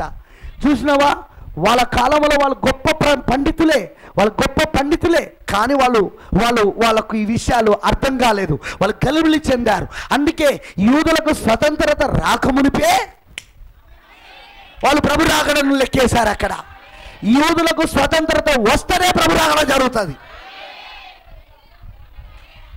అవునంటారా? చెల్లా చెదరైపోయిన యూదులు 1900 సంవత్సరాల నుండి ఆయా దేశాల్లో శరణార్థులుగా బతుకుతున్న యూదులు స్వాతంత్రం పొందుకొని మళ్ళీ తిరిగి ఆ అబ్రాహాముకు, ఇస్సాకుకు, యాకోబుకు, యోసేపుకు, మోషేకు, యోషువకు ఇవ్వబడిన ఆ వాగ్దాన దేశంలోనికి మళ్ళీ తిరిగి వెళ్తేనే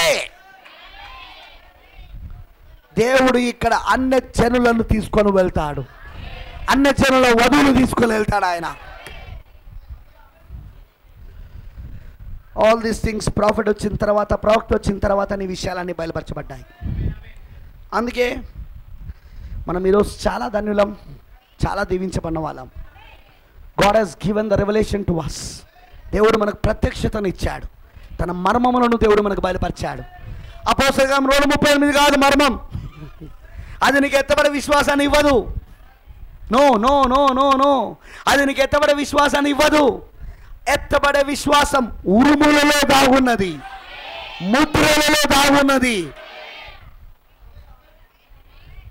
ఎత్తబడే విశ్వాసం ఎక్కడ దాగున్నది? ఉరుములలో, ముద్రలలో. అది బయలుపరచబడ నువ్వు ఎత్తబడలేవు. ఆమేన్, హల్లెలూయా. ఆ స్టేట్మెంట్ నాది కాదు, ప్రవక్తది. అది నేను చెప్పలేదు, ప్రవక్త చెప్పాడు మెసేజ్లో. వర్తమానాలు చదివిన వాళ్ళకి తెలుసు నేను ఏమంటున్నాను. ఆమేన్. చూడండి, ఈ దానియేలు 7వ అధ్యాయంలో మనం ఏం చూస్తున్నామంటే ఆ 4 అగ్ర రాజ్యాలను గూర్చి 4 జంతువుల రూపంలో దేవుడు ఇప్పుడు రాత్రి దర్శనంలో దానియేలుకు చూపిస్తున్నాడు. ఆ 4 అగ్ర రాజ్యాలు ఆ దానియేలు 2వ అధ్యాయంలో ఇవ్వబడిన ఆ గొప్ప ప్రతిమ, అవునా, ఆ గొప్ప ప్రతిమ, ఆ భయంకరమైన ప్రతిమ, 4 లోహాలతో తయారు చేయబడిన ప్రతిమ, అదే 4 రాజ్యాలను సూచిస్తున్న ప్రతిమ, ప్రపంచ దేశాలన్నిటినీ ఏలబోతున్న అన్యజనుల యొక్క రాజ్యాలు అవి. ఓకేనా? అవి అన్యజనుల యొక్క రాజ్యాలు. బబులోను అన్నరాజ్యమేనా? అన్యజనుల రాజ్యమేనా? మాదులు పారసికులు అన్యజనుల రాజ్యమేనా? వినబడతలేదు. అలానే గ్రీకులు అన్యజనులేనా? అదేవిధంగా రోములు కూడా అన్యజనులేనా? ఎస్, ఇవన్నీ అన్యజనుల రాజ్యాలు. ఆమేన్. ఇప్పుడు అన్యజనుల యొక్క రాజ్యం యొక్క కాలం యొక్క ప్రారంభము, ముగింపును దేవుడు దానియేలుకి చూపిస్తున్నాడు. మనం ఇప్పుడు ఎక్కడున్నామంటే కరెక్ట్గా అన్యజనుల రాజ్యం యొక్క ముగింపులో ఉన్నాం. Is it right? అది నిజమేనా? అన్యజనుల యొక్క రాజ్యం యొక్క కాలం యొక్క ముగింపులో మనం ఉన్నాము. బ్రదర్, దీని తర్వాత ఏంటిది? మన రాజ్యమే.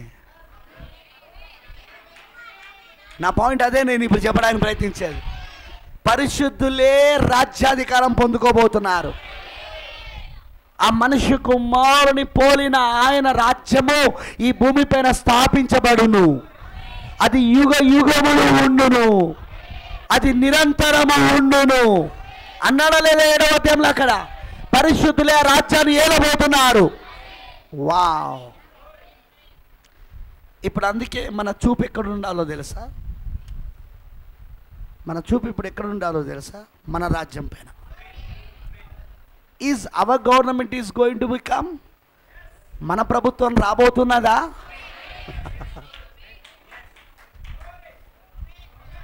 Are you catching the revolution? మీరు ప్రత్యక్షతను పట్టుకుంటున్నారా? మన రాజ్యం రాబోతున్నదా? వినబడతలే? మన రాజ్యం రాబోతున్నదా? దానియేలు చూసినట్లుగా 2వ అధ్యాయంలో చూసినట్లుగా చేతి సహాయము లేకుండా పర్వతములో నుండి కోయబడిన చిన్న రాయి వచ్చిందా? పర్వతము, పిరమిడ్స్, ఆ పిరమిడ్లో నుండి వచ్చిందా కోయబడిన రాయి? ఆమేనంటారా? ఎవరి సహాయం లేకుండా వచ్చిన రాయేనా అది? 1963లో వచ్చిందా రాయి? కరెక్ట్గా పాదముల దగ్గర వీళ్ళు ఏలుతున్న సమయంలో వచ్చిందా? ఎందుకు వచ్చింది? వాటిని ఆ 4 రాజ్యాలను తునాతునుకులు చేయడానికి. మరి ఇక్కడ దానియేలు చూస్తున్నాడు, ఆ 4వ రాజ్యములో ఆ జంతువుకు ఆ చివరిగా వచ్చిన కొమ్ము అది చాలా గర్వపు మాటలు మాట్లాడుతున్నది. మరి అంతేకాదు, అది మహోన్నతునికి విరోధముగా మాట్లాడుతున్నది. ఇప్పుడు పౌలు గారు తెస్సలోనికీయులకు రాసిన పత్రికలో 2వ అధ్యాయంలో ఈ మర్మాన్ని ఎత్తుతున్నాడు. దానియేలు 7వ అధ్యాయంలో చెప్పబడిన ఈ మర్మాన్ని 2వ అధ్యాయంలో ఎత్తుతున్నాడు. అక్కడ చదువుదామా ఒకసారి ఆ లేఖనాన్ని? ఎస్, చూడండి ఒకసారి తెస్సలోనికీయులకు రాసిన పత్రిక. బాబా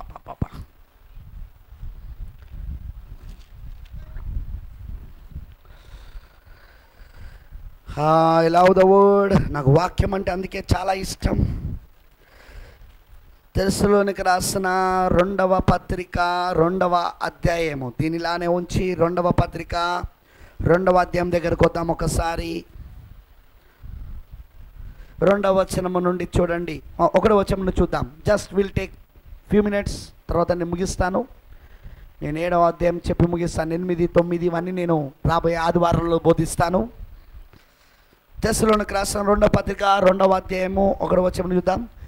మే 1, 2, 3 తారీఖులు మళ్ళీ మనకు కూటాలు ఉంటాయి చర్చ్లోనే, ప్రత్యేక బైబిల్ స్టడీస్.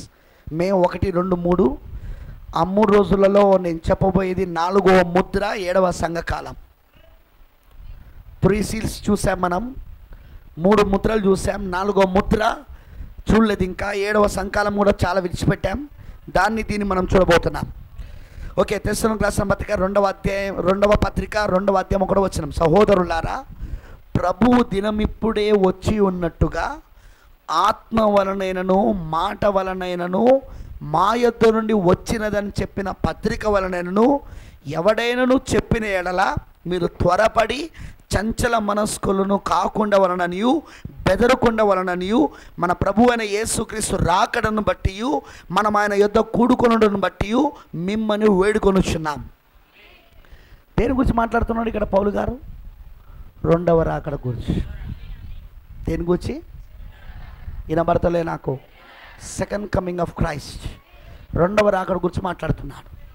ఇప్పుడు 2వ రాకడ గురించి మాట్లాడుతూ అంటున్నాడు, ఎవరైనా మీకు ప్రభు దినం వచ్చేసింది అని చెప్తే మీరు తొందరపడద్దు, బెదరవద్దు, చంచల మనసులు కావద్దు. ఆత్మ వలనైనా మాట వలనైనా మా ఎదురు నుండి వచ్చిన పత్రిక వలనైనా అని చెప్పినను తొందరపడద్దు అంటున్నాడు. మరి ఎలా గుర్తుపట్టాలో ప్రభు దినం వస్తుందని? పౌలు గారు రాస్తున్నాడు. ఏం రాస్తున్నాడో చూడండి. 3వ వచనం. మొదట భ్రష్టత్వము సంభవించి నాశన పాత్రుడగు పాపపురుషుడు బయలుపడితేనే కానీ ఆ దినము రాదు. ఇప్పుడు పౌలు గారు ఎలా చెప్పగలుగుతున్నాడు పాపపురుషుడు బయలుపరచబడతాడని? గోయింగ్ బ్యాక్ టు డానియల్ 7వ అధ్యాయానికి వెళ్తున్నాడు. అక్కడికి ఆ కొమ్ము దగ్గరికి వెళ్తున్నాడు. ఆ కొమ్ము గర్వపు మాటలు మాట్లాడుతూ ఉన్నది, మహోన్నతునికి విరోధంగా మాట్లాడుతూ ఉన్నది. అమరండారా, మహోన్నతుడు ఎవరండి? దేవుడు, ప్రభువైన యేసుక్రీస్తు. అమనండారా, వాడు ఏం చేస్తాడట చూడండి. ఆ పాప పరిశుడు బయలుపరచబడతాడట. ఎలా బయలుపరచబడతాడు? 4వ వచనం. ఏది దేవుడు అనబడునో, ఏది పూజింపబడునో దానంతటిని ఎదిరించుచు దానికంతటి పైగా వాడు తన్ను తానే హెచ్చించుకొనుచు. ఎలా రాస్తున్నాడు పౌలు గారికి? ఇది ఎలా తెలుస్తుంది మర్మము? దానియేలు గ్రంథం అక్కడ పట్టుకుంటున్నారా మీరు? ఎందుకంటే దానియేలులో చెప్పబడింది. అక్కడ ఏమని చెప్పబడింది? 7వ అధ్యాయంలో ఏమని చెప్పబడింది? అది అది అది ఆ రాజు మహోన్నతునికి విరోధముగా మాట్లాడుచు మహోన్నతుని భక్తులను నల్లగొట్టును. మీరు పట్టుకుంటున్నారా? మీరు చూసిన వాడు వ్యతిరేకంగా మాట్లాడతాడు, దేవుడికే వ్యతిరేకంగా మాట్లాడతాడు. అందుకే పౌలు గారు అంటున్నాడు, ఏది దేవుడు అనబడునో, ఏది పూజించబడునో దానిని అంతటిని వాడు ఎదిరిస్తాడు. ఆ పాప పురుషుడు ఎదిరిస్తాడు. దానికి అంతటి పైగా వాడు తన్ను తానే హెచ్చించుకొనుచు తాను దేవుడనని తను కనపరుచుకొనుచు దేవుని ఆలయంలో కూర్చుండును గనక ఏ విధముగానైనను ఎవడును మిమ్మును మోసపరచనీయకుడి. నేను ఇంకాను మీ వద్ద ఉన్నప్పుడు ఈ సంగతులు మీతో చెప్పినది మీకు జ్ఞాపకం లేదా? కాగా వాడు తన సొంత కాలమందు బయలుపరచబడవలనని వానిని అడ్డగించున్నది ఏదో అది మీరు ఎరుగుదురు. వాని అడ్డగిస్తున్నది పరిశుద్ధ ఆత్మ. ఇప్పుడు పరిశుద్ధ ఆత్మ ఎవరిలో ఉన్నది? ఇప్పుడు అది వధువులో ఉన్నది. ఇప్పుడు అంటే ఇప్పుడు వాడిని అడ్డగిస్తున్నది ఎవరు? ఇప్పుడు ఇక్కడ. సో వధువు వెళ్ళిపోయిన తర్వాత వాడు బయలుపరచబడతాడు. వాని సొంత కాలంలో వాడు బయలుపరచబడతాడు. వాడు వెళ్ళి ఆలయంలో కూర్చుంటాడు. వాడు నేనే దేవుడని చెప్పుకుంటాడు. అవునా? వినబడుతుందని చెప్పింది. దానియేలు గ్రంథంలో చెప్పబడిన మర్మాన్నే ఇక్కడ పౌలు గారు ఎత్తి చూపిస్తున్నాడు. అక్కడ ఆ 4వ జంతువు, ఆ కొమ్ము, ఆ చివరికి వచ్చి ఆ కొమ్ము అది గర్వపు మాటలు మాట్లాడుతుంది. అది మహోన్నతులకు వ్యతిరేకంగా మాట్లాడుతుంది. దేవుని ప్రజలకు వ్యతిరేకంగా మాట్లాడుతుంది. దేవుని ప్రజలను చంపుతుంది.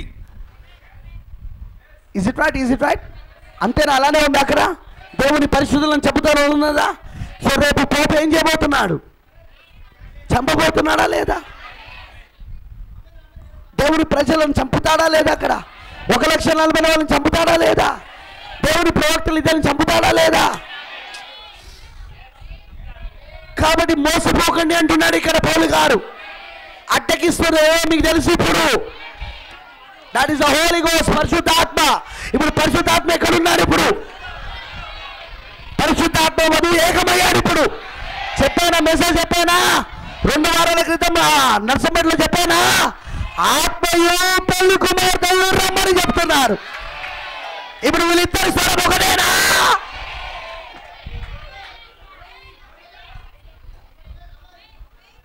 That's right. 7వ అధ్యాయం అర్థమైంది అందరికీ? దానియేలు 1 నుండి 7 దాకా అర్థమైందా? ఇప్పుడు వండర్ఫుల్గా లేదు స్టడీ? అద్భుతంగా అనిపిస్తలేదు? మీరు ఒక్కసారి ఈ దానియేలు గ్రంథం, ఈ దానియేలు 70 వారాల మీద చెప్పిన ప్రసంగాలు అన్నీ వేసుకొని వినండి. You will enjoy. మీరు ఆనందిస్తారు. మీకు తెలుసా, ఆదికాండము, దానియేలు గ్రంథము, ప్రకటన గ్రంథం, ఈ 3 పుస్తకాలు కనుక నీకు అర్థమైతే నీకు బైబిల్లో అంత అర్థమైనట్టేగా. ఆల్మోస్ట్ హోల్ బైబిల్ అర్థమైనట్టేగా. ఎందుకంటే ఈ 3 పుస్తకాలలోనే మర్మాలు దాగున్నాయి. 7వ దూత వచ్చి బోధించింది ఈ 3 పుస్తకాలలో నుండే. ప్రియమైన దేవుని పిల్లలారా, మనం సరిగ్గా ఇప్పుడు ఆ 4వ రాజ్యం అన్య రోమ్ ఇప్పుడు పోపు రోముగా మారి, కొంత ఇనుము కొంత మట్టి, ఇనుము పోపు రోము, మట్టి ప్రొటెస్టెంట్స్, ఈ 2 కలిసి ఇప్పుడు ప్రపంచాన్ని ఏలుటకు సిద్ధముగా ఉన్న కాలంలో మనం ఉన్నాం. We're in the last days. మనం చివరి దినాల్లో ఉన్నాం. వాడు అధికారంలోనికి రావాలంటే భూమిపైన వధువు వెళ్ళిపోవాలి. ఎందుకంటే అడ్డగిస్తున్నది వధువే గనక. వాడు తన సొంత కాలం ముందు బయలుపరచబడాలంటే ఏం కావాలి? ఇప్పుడు వాడు ఆ మ్యాన్ ఆఫ్ సిన్, ఆ పాప పురుషుడు ఎవరో వధువుకి బయలుపరచబడ్డది. ఇంకా ప్రపంచానికి బయలుపరచబడలే. వధువుకి ఎలా బయలుపరచబడ్డంటే 7వ దూత మర్మములు విప్పాడు కనుక, ముద్రలు తెరబడ్డది కనుక. అమనండారా? అందుకే వధువుకు తెలిసింది వాళ్ళు ఎవరు. కానీ లోకానికి ఎప్పుడు తెలుస్తుందంటే వధువు వెళ్ళిపోయిన తర్వాత వాని సొంత కాలంలో వాడు బయలుపరిచేసుకుంటాడు. చెప్పానా నేను? వధువు వెళ్ళిపోవడం, వాడు కిందికి దిగి రావడం.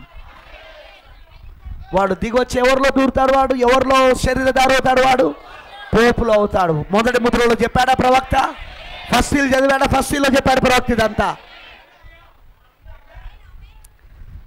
అందుకే వధువు ఇంకా భూమిపైన ఉంది కనుకనే దేవుడు దాన్ని ఆపుతున్నాడు. మనకు కేవలం ఇప్పుడు ఏం కనబడతా ఉన్నదంటే వాడు అంతా రెడీ చేసుకోవడం కనబడుతుంది. మొదటి ప్రసంగం, ఎవ్రీథింగ్ వాడు రెడీ చేసుకుంటున్నాడు. అవునా? అన్నిటిని వాడు సిద్ధపరచుకుంటున్నాడు. వాడు పాప పురుషుడు. అవునా? ఎందుకు? ఏలడానికి. 4వ జంతువు ఏలడానికి సిద్ధంగా ఉంది. అవునా? ఆ పాదముల దగ్గర రాజ్యము ఏలడానికి సిద్ధంగా ఉన్నది. అవునా? అన్ని రెడీ చేస్తున్నాడు వాడు. కానీ వాడు మనం ఉన్నప్పుడు రాడు. ఎందుకంటే మనం పోతేనే వాడు వస్తాడు. పూర్తి అధికారం వాడి చేతికి వచ్చేస్తుంది ఇక. హల్లెలూయా. సో అందుకే మనం వెళ్ళిపోవడానికి ఇప్పుడు మనం సిద్ధపడుతున్నాం. మనం why God open the seals? దేవుడు ఎందుకు మనకు ముద్రలు తెరిచాడు? మనం వెళ్ళిపోవడానికే. మనం వెళ్ళిపోవాలంటే,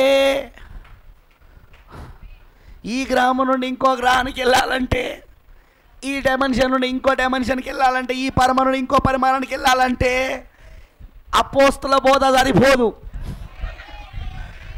అపోస్తుల బోధ అంత విశ్వాసాన్ని ఇవ్వలేదు, అంత పునరుద్ధానపు శక్తిని ఇవ్వలేదు. అందుకే దేవుడు తలరాయిగా వచ్చాడు. ఆయన ముద్రను తెరిచాడు. ఆయన అక్కడ గుర్తుందా పోయిన ఆదివారం మెసేజ్?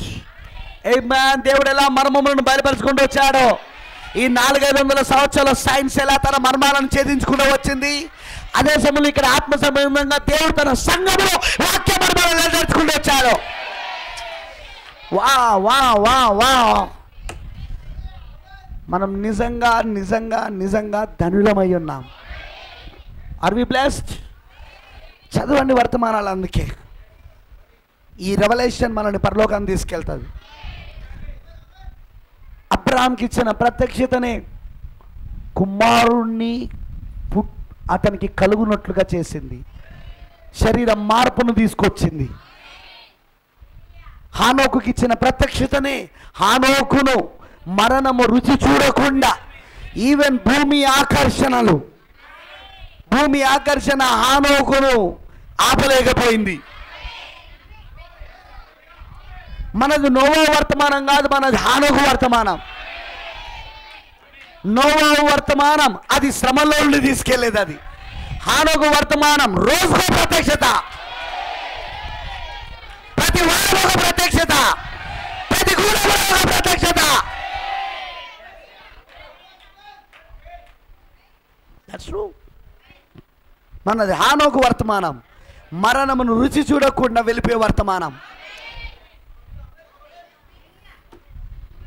గ్లోరీ. ప్రేమైన దేవుని పిల్లలారా, మిమ్మల్ని చూస్తుంటే వదిలిపెట్టే బుద్ధి కొట్టలేదు, కానీ ప్రభురాత్రి భోజనం ఉంది కాబట్టి వదిలిపెట్టాలి. నిజంగా ఎస్, నేను ఇంకా 8th చాప్టర్కి వెళ్ళలేదు. అక్కడ ఒక దర్శనం ఉంటుంది మళ్ళీ, అది మళ్ళీ 2వ అధ్యాయానికే. దేవుడు ఏం చేస్తా ఉన్నాడంటే దానియేలుకి తెలుస్తూ ఉన్నాడు అన్నమాట. ఇంకా ఎక్కువ ఇంకా ఎక్కువ. ఇప్పుడు దేవుడు ఏం చేస్తున్నాడు మనకు కూడా ఇంకా ఎక్కువ ఇంకెక్కువ. ఇంకా ముద్రలు అంటే ఏంటిది, ఇంకా 7వ ముద్ర అంటే ఏంటిది, ఇంకా ఉరుములు అంటే ఇది తెలుస్తూ ఉన్నాడు ఆయన. అమ్మనంటారా? అందుకే పోయిన సంవత్సరం నుండి ఈ సంవత్సరం చూస్తే ఇంకా ఎక్కువ ప్రత్యక్షత. ఈ సంవత్సరం నుండి రాకడ ఆలస్యం మీద వచ్చే సంవత్సరం ఇంకా ఎక్కువ ప్రత్యక్షత. ఎస్, అది ఒకవేళ ఏ సంఘములో అయినను జరగట్లేదు అంటే ఆ సంఘం చచ్చిపోయిందని అర్థం. సభ్యులు పెరగడం కాదు ప్రత్యక్షత అంటే. అదిగో బ్యాప్టిస్టులకు సరిపోక మళ్ళీ కొన్ని కోట్లు పెట్టి కొత్తది కడుతున్నారు. ఇప్పుడు ఏమంటున్నారు తెలుసా, అది కూడా సరిపోదు అంటున్నారు. దాన్ని కట్టి ఓపెనింగ్ చేసినాక మళ్ళీ ఇంకోటి కట్టాలంటున్నారు. ఏంటా మెసేజ్లలో కూడా సంఖ్యను కూర్చిన పోటీ ఎక్కువైపోయింది. సంఘాలలో సంఖ్య పోటీ. మా దగ్గరికి ఎంతమంది వస్తారో తెలుసా, మా దగ్గర ఎంతమంది ఉన్నారో తెలుసా, మా దగ్గరికి ఎవరున్నారో తెలుసా.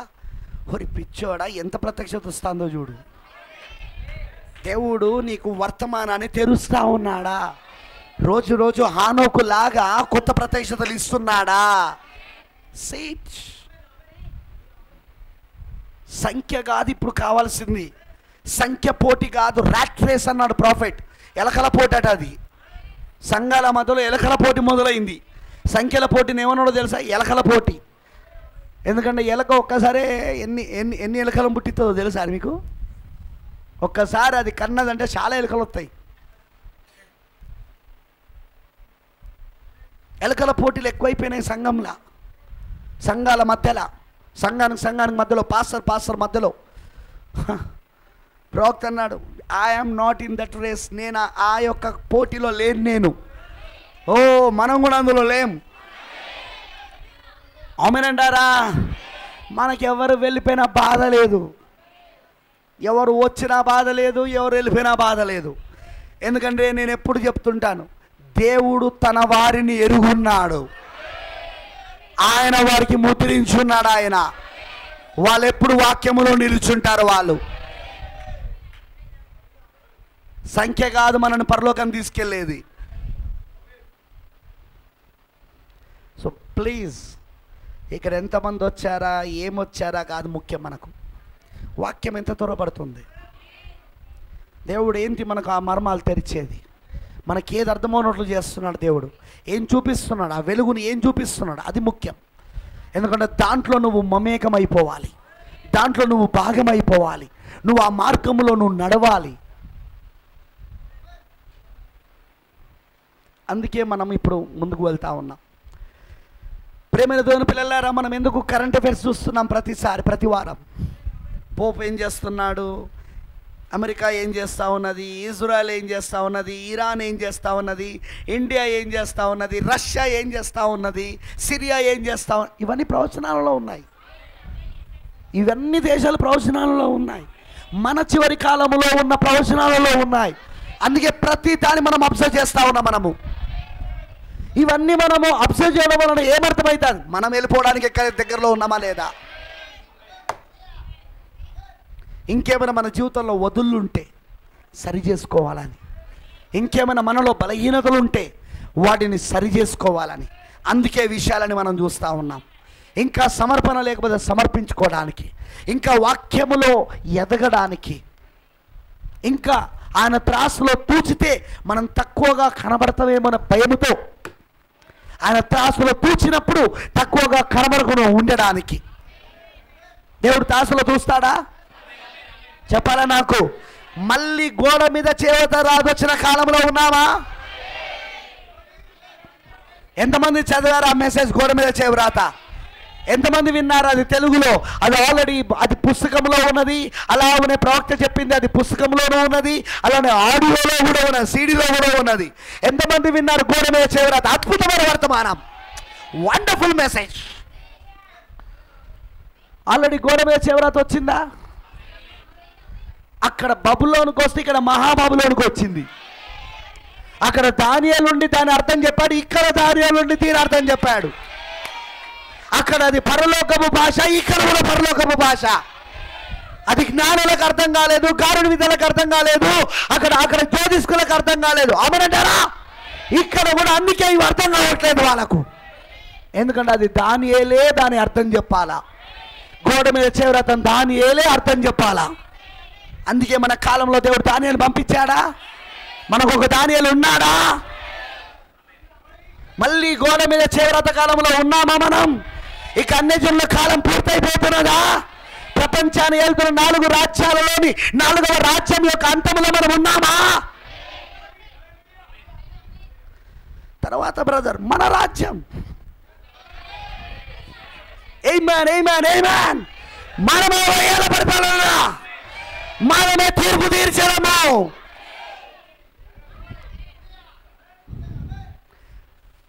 అవునా? మన రాజ్యం ఉండబోతుంది యుగ యుగాలుగా. ఆయన రాజ్యానికి అంతం లేదని ఉంది అక్కడ. చదివినావా మనము? ఆయన రాజ్యానికి అంతము లేదుగా. ఆయన పరిశుద్ధుల రాజ్యం ఏలబోతున్నారు అక్కడ. అదొక్కటే నా నిరీక్షణ. మీ నిరీక్షణ ఏంటి చెప్పండి? I'm not a pool. నేనేం బుద్ధిహీనుని కాదు.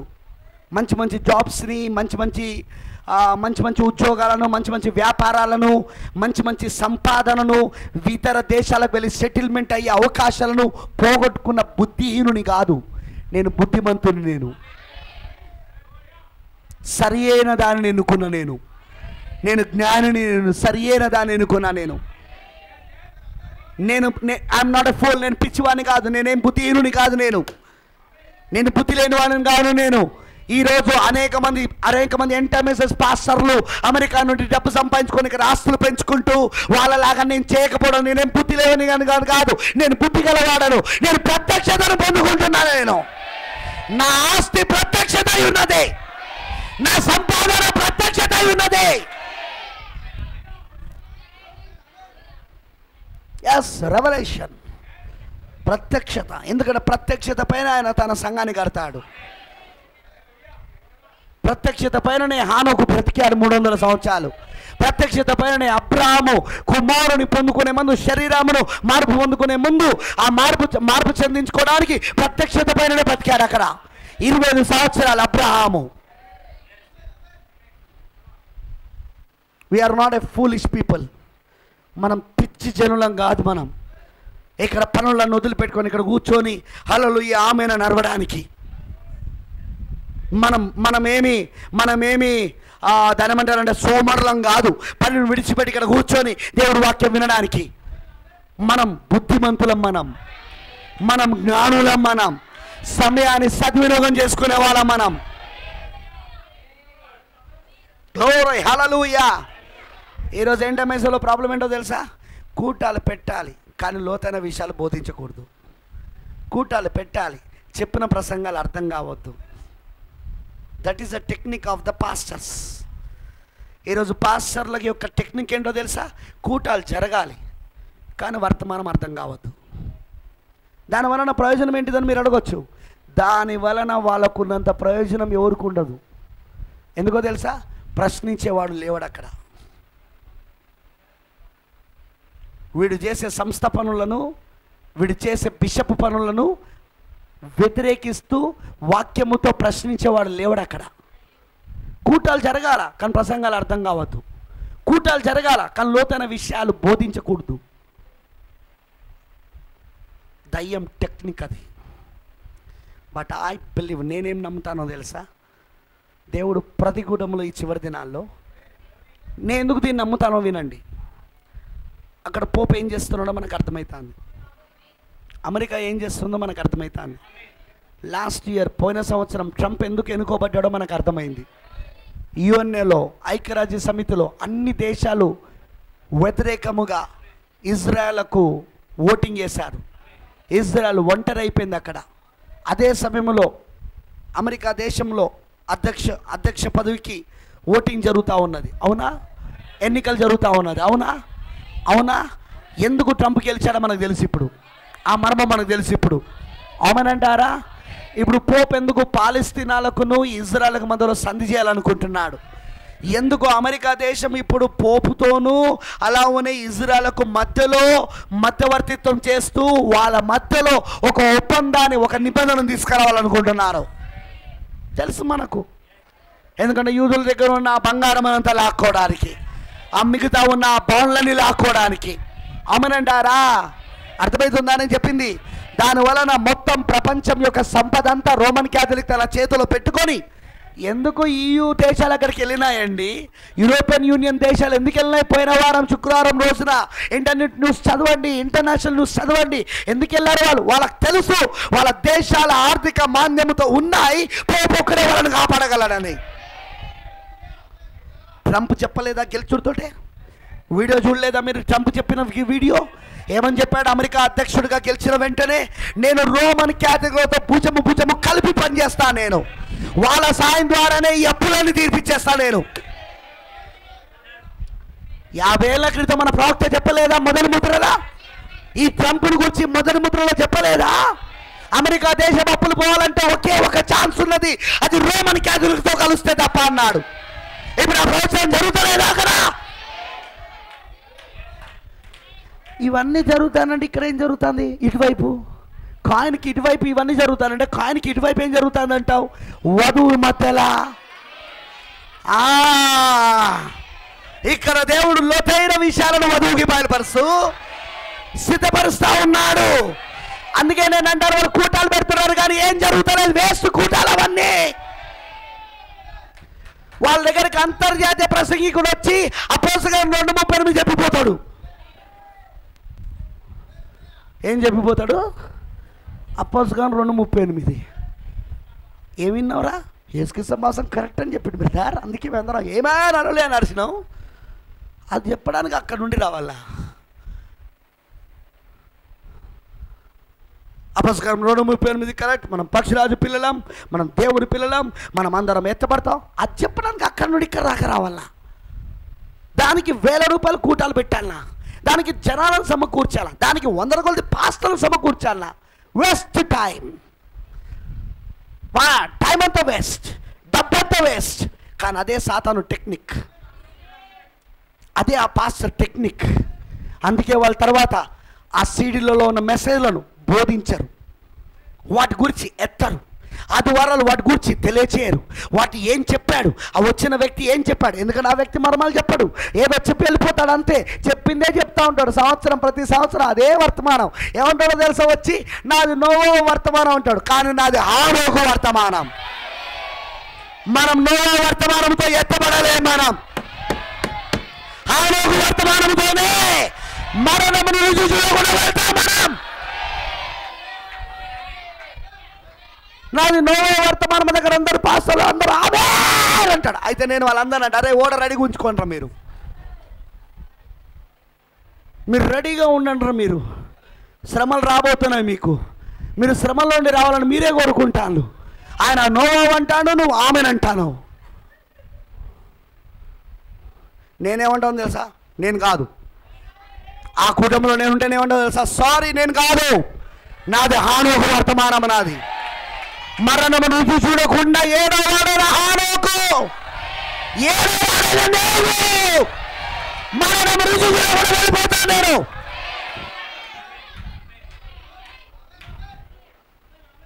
నేను ఆ ప్రీచర్తో ఏకీభవించను. అందుకే నా పులిపిడికి పిలవడం మానేసిన, అందుకే నా సంఘానికి పిలవడం మానేసిన. ఎందుకంటే ఆయన చెప్పే ప్రసంగాలు తప్పు ఉన్నాయి కనుక. నో సార్, ఎవడు పడితే వాడికి నేను పులిపిటివ్వను. తేడా కనబడితే వాడిని అసలే రానియను.